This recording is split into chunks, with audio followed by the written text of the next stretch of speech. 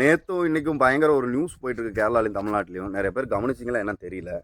அது என்னென்னா, ஒரு பெண்மணி பஸ்ஸில் போகிறாங்க, என்ன ஒருத்தன் ஹராஸ் பண்ணுறேன் பாருங்கள், தப்பாக நடந்துக்கிறான் பாருங்கன்னு ஒரு வீடியோ எடுத்து போடுறாங்க.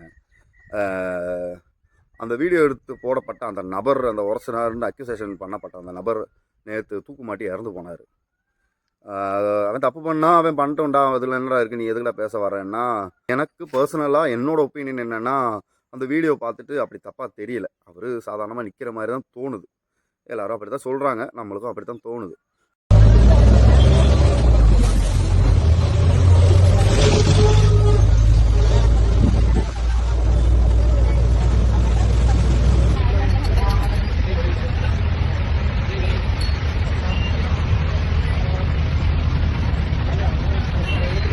ഒരു വേണ്ടാതിരത്തിലേക്ക് പോണം, ഒരു അനാവശ്യത്തിലേക്ക് പോണ ഒരാളല്ല. ഓനങ്ങനെ ഒരു സാഹചര്യത്തിൽ കണ്ടു പറഞ്ഞപ്പോ സഹിക്കാൻ പറ്റുന്നില്ല. മോൻ അങ്ങനെ വളർത്താണ് എവിടെ പോയ இவங்க ஏதோ பப்ளிசிட்டிக்காக பண்ண மாதிரி இருக்கலாம், இல்லைன்னா அவங்க பயந்தும் பண்ணலாம், அதெல்லாம் வேற விஷயம். கேரளாவில் அப்படின்னா இப்படி தான் நடக்குதான்னா அப்படியெல்லாம் கிடையாது. கேரளாவில் கொடூரமான ஆண்கள் கொடூரமாக வேலை செய்கிறாங்க. நிறைய இம்மோரல் ஆக்டிவிட்டிஸ் நடக்குது. நிறைய அவங்கள தப்பாக ஹராஸ் பண்ணுறாங்கன்ட்டு வீடியோ எடுத்து போட்டிருக்காங்க. குறிப்பிட்டு நேற்று கொஞ்ச நாள் முன்னாடி ஒரு நபரை இதே மாதிரி ஒரு வீடியோ எடுத்து போட்டு அவனை அரெஸ்ட் பண்ணி உள்ளே போட்டிருக்காங்க. அவன் அவ்வளோ கொடூரமாக அரெஸ்ட் பண்ணுறான், பார்க்கறதுலே தெரியுது, அவ்வளோ எக்ஸ்போஸ் பண்ணிக்கிட்டு இருக்கான்.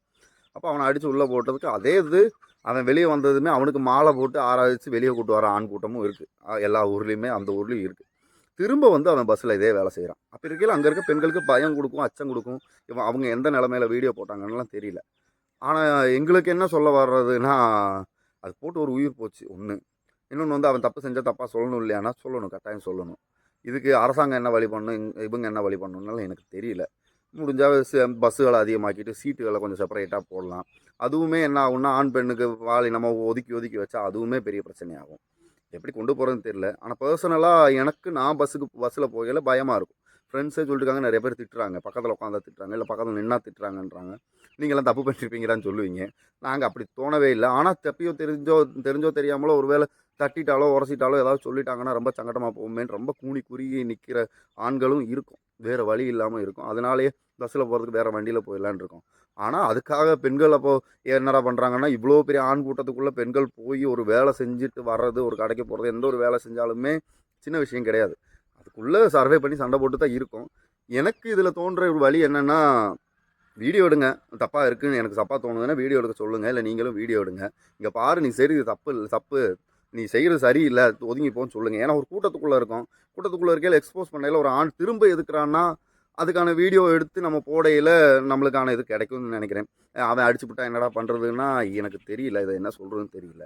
ஆனால் இல்லைன்னா ஒரு 2 தடவை 4 தடவை கூட செக் பண்ணி பார்த்துட்டு மனசில் கன்ஃபார்ம் பண்ணதுக்கப்புறம் கம்ப்ளைண்ட் பண்ணுங்கள். போலீஸ் ஸ்டேஷனில் கம்ப்ளைண்ட் பண்ணுங்கள். தப்பாக இருக்குது, அவனை கூப்பிட்டு சொல்லுங்கள். இது எப்படி சொல்கிறதுன்னு தெரியல, இதெல்லாம் சாத்தியமானு தெரியல. இது இந்த விஷயம் இல்லை. ஒரு பெண்ணை பற்றி சொல்கிறனால அவன் இவ்வளோ லவ் பண்ணுறான் பார்த்தியா, இவ்வளோ லவ் பண்ணுறான் பார்த்தியான்னு சாதாரணமாக சொல்லிட்டு போகிறாங்க. ஒரு நடிகரை சொன்னாலும் சொல்லிட்டு போகிறாங்க. ஒரு கீழே ஒருத்தர் படுத்து கிடக்காருன்னா அவன் சாராயம் குடிச்சிட்டு படுத்து கிடக்காண்டான்றாங்க. அக்யூசேஷன் பண்ணுறது ஈஸி. அந்த ஒரு குடும்பம் பட்டினி ஆயிடுச்சு. ஒரு வேளை அவர் இதனால தான் இறந்துருக்காரு, இதுக்கு அவமானப்பட்டு தான் இறந்துருக்காருன்னா அப்போது எவ்வளோ சென்சிட்டிவான ஆட்கள் இந்த உலகத்தில் வாழ்கிறாங்கன்னு யோசிச்சு பாருங்கள். அவங்களுக்கு எவ்வளோ பிரச்சனைகள் இருந்திருக்கும். வெளியே வரையில் எல்லாருக்கும் பிரச்சனை இருக்குது. அப்படி இருக்கையில் அது வேறு ஏதாச்சும் ஒரு விஷயமா இருக்குது, இது ட்ரிகர் பண்ணி தூக்கி விட்ரும். நம்ம அவமானம்ன்றது ரொம்ப கொடுமையான விஷயம்.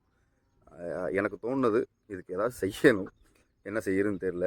இதே ஆப்போசிட் இருக்க பெண்களோட கொடுமை பெரிய கொடுமை. அதை ஒன்றும் சொல்கிறதுக்கு இல்லை. நானே இவ்வளோ தைரியமாக பேசுகிறேன், எங்களுக்கே பயமாக இருக்குன்னு இல்லை. அப்போ பெண்கள் எல்லாருமே இப்போ அனுபவிச்சுட்டு இருக்காங்க. வீடியோ போகிறது 1 2 இருக்குது. எல்லாருமே அதை அனுபவிச்சுட்டு இருக்காங்க. ஆனால் இன்னும் கொஞ்சம் பக்குவமாக எல்லோரும் கொண்டு போகணும்னு நினைக்கிறேன். நன்றி.